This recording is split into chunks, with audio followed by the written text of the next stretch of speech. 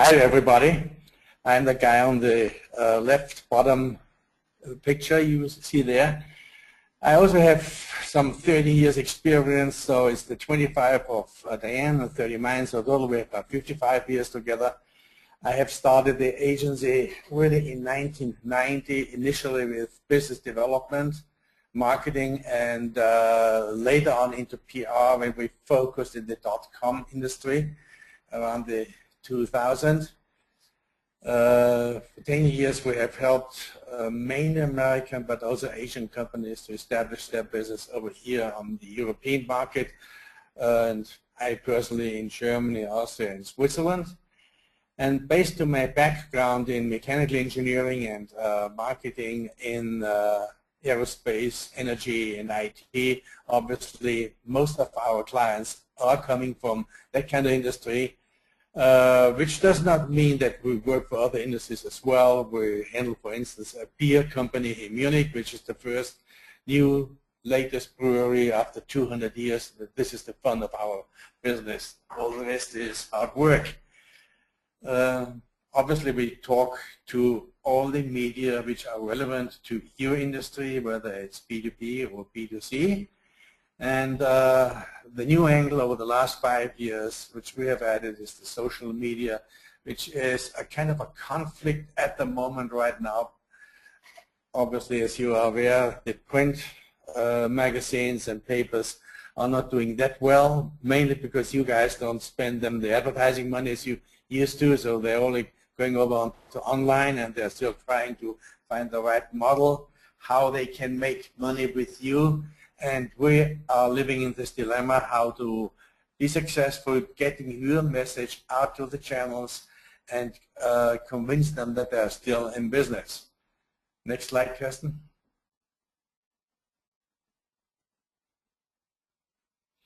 Diane has already elaborated quite a lot on coming to countries, think global, but act individually in the countries, and there's a good reason to do so.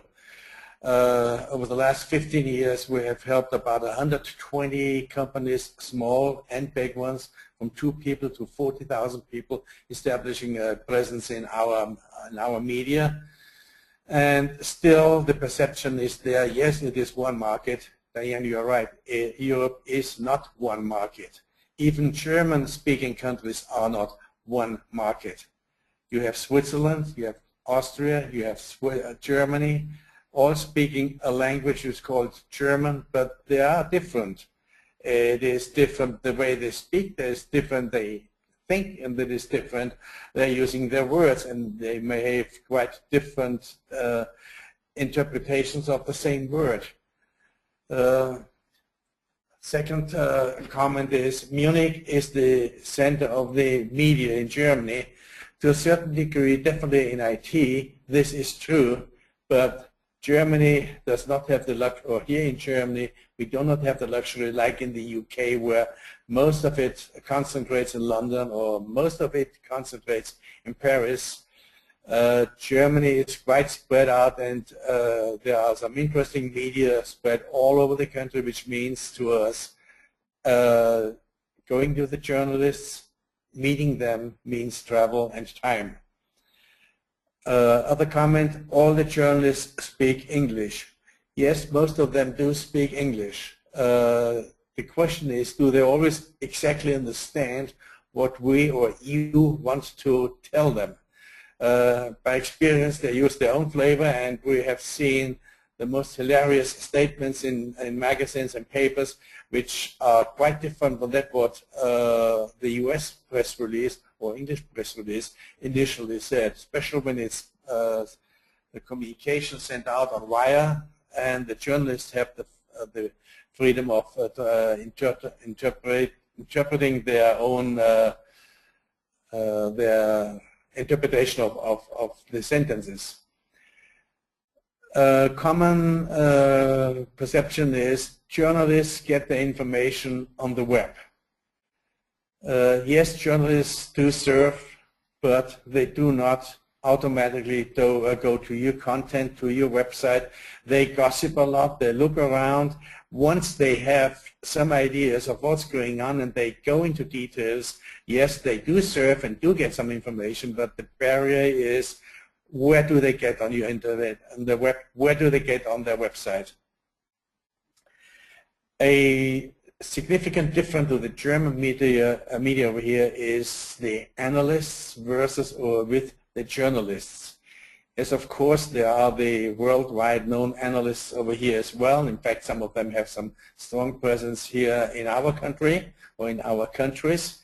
But the media is not using the journalists as the only sounding point aboard. It's mainly work which journalists are getting from either agencies or vendors, or which they find themselves, and then they go back to the analysts and look at additional comments and quotes and statistics to beef up their work, articles or whatever it is.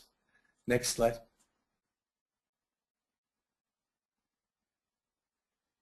To give you some idea of the magnitude of the challenge in our country, where we need to go and where we contact is all those the cities I have listed, going from Hamburg over to Switzerland, to Austria. You have something like 8 or 10 locations we have to be there and going to their into their publication houses and so on. 10 news agency is a low number. If we take the smaller ones, it's really 20. Then we look at print magazines, online channels. It's a big variation, a big number. And the last line is social media. Social media is something rather new over here in Germany and also Switzerland as far as news is concerned. Now, it's been there for many years, but really it's picking up now as a communication channel from the vendor directly to the reader or the prospect customer. And all the models, all the magazines, all the publications, all the agencies, news agencies, they are there trying to find a business model how they can still make money. So that's a moving target right now, and right in this scenario we have to work and get your message out to the right people. Just to give you a bottom line number on that, 30 to 35% of your European business is here in our area in DACH, which means Germany, Austria, and Switzerland. Next slide.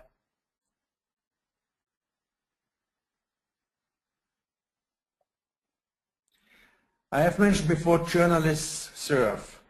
Yes, they do surf, but they do not surf for your information if they don't know about it. A common mistake or common statement we hear from our foreign customers saying, well, we put it on the internet. We have it on our website. We put the articles on our website. We put the press release on our website. It's good, but nobody goes there, and that's the problem. So it's really you and us to take the initiative and talk to them, interact with them, write to them. If you don't do it, it's your competition who will do that. And we're still using all the commonly known tools. They're quite valid in this country with the added social media.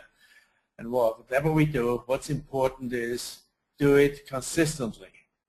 Another approach we experience often but don't like, and it's not good, come in with a big noise, big conference, may even be successful in getting some attention, and they get out again after 2 or 3 months and don't come back for the next 12 months. I have a very simple I have a very simple respond to that. Journalists are just like you and me.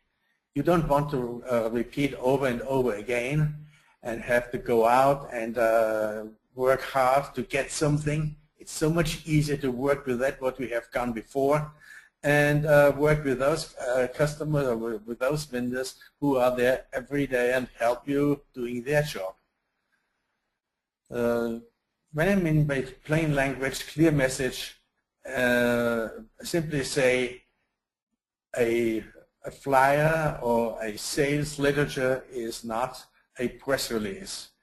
In many cases, however, we do get press releases which look like sales literature, and it goes into the circular file or dumped or whatever. It's just not appreciated by, I guess, by any journalist, not just here in Germany. Last line, journalism is a business, which means very simply that journalists understand that they get their salary and their money, their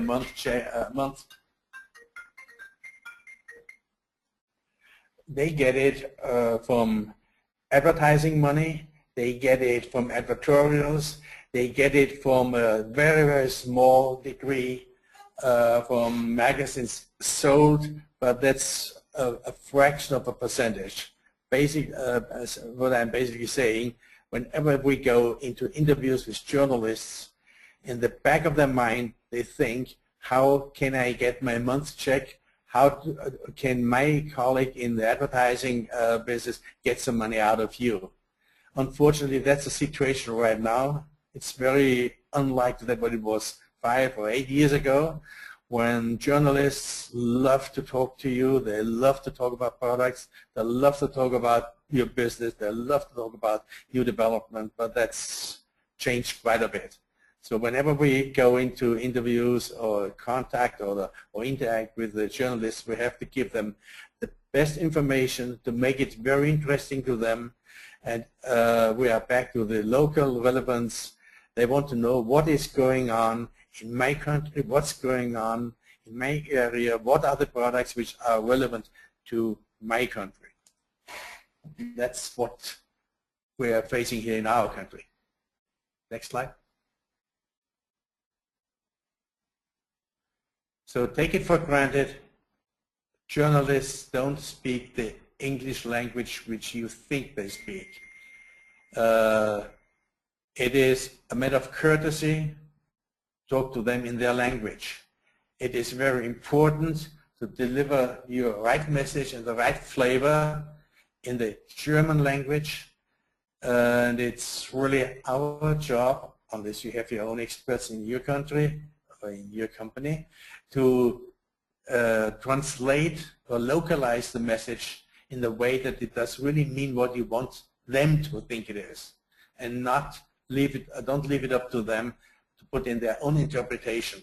Even an English word can mean many different things, and we must give them the right translation. Of course, ideally you have local spokespeople. If you don't have a local spokesperson, then many times we are a very good interface between your overseas colleagues and the local people here and the journalists and the publications. Obviously, quotes of local customers are important in Germany as they are important in any other country. Bottom line, it is significant and it is important to commit, to demonstrate that you commit to the market and be here and play by their rules. That's my speech to you.